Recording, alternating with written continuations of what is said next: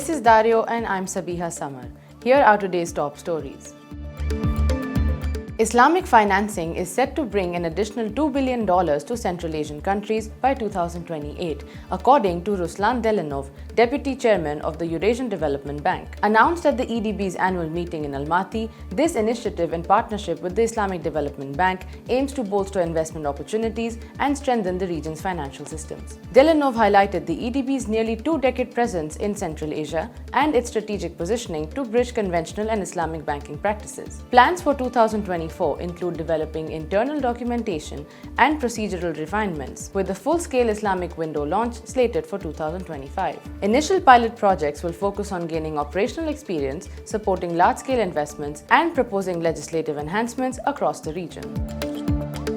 UN Secretary-General Antonio Guterres has confirmed his participation in the upcoming Shanghai Cooperation Organization summit in Astana, Kazakhstan on July 3rd and 4th. Guterres highlighted the critical role of the regional bodies such as SCO, BRICS, the African Union, and the Organization of Islamic Cooperation as essential UN partners in addressing global challenges. He noted a key reform allowing the UN Security Council to mandate peace enforcement and counter-terrorism operations by partners like the African Union, financially supported by the United Nations. The SCO, established in 2001, includes Russia, Kazakhstan, Kyrgyzstan, China, Tajikistan, Uzbekistan, India, Pakistan, and Iran, with Belarus expected to join during the Astana summit. The event will gather heads of international organizations, including SCO Secretary-General, to discuss regional cooperation and strategic initiatives.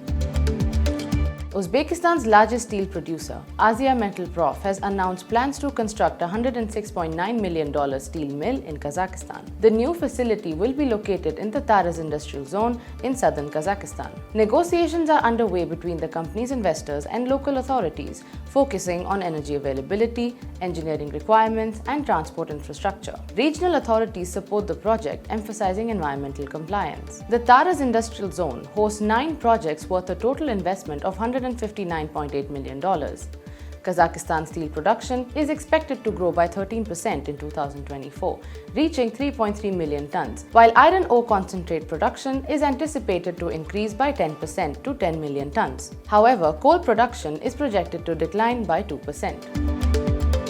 The Eurasian Development Bank is providing a $56 million funding to Kyrgyz Republic to enhance wastewater management and promote sustainable tourism in the Issyk-Kul region, a major ecological and touristic area. This includes a $25 million concessional loan and a $31 million grant from the Asian Development Fund, which assists ADB's most vulnerable member countries. Issyk-Kul Lake, a primary attraction in the region, draws significant tourism but faces challenges due to an outdated wastewater network. ADB's project aims to build climate-resilient infrastructure, including a new wastewater treatment plant, pumping stations, and upgraded sewer system to service resorts and residential areas. These improvements are crucial for preserving the lake's environmental integrity. The project will also enhance tourism infrastructure by constructing a museum, a tourism information center, and improving local parks and green spaces. ADB Principal Urban Development Specialist Massimo Petrone added that the project will mitigate flood risks and reduce drought by safely reusing treated wastewater for irrigation.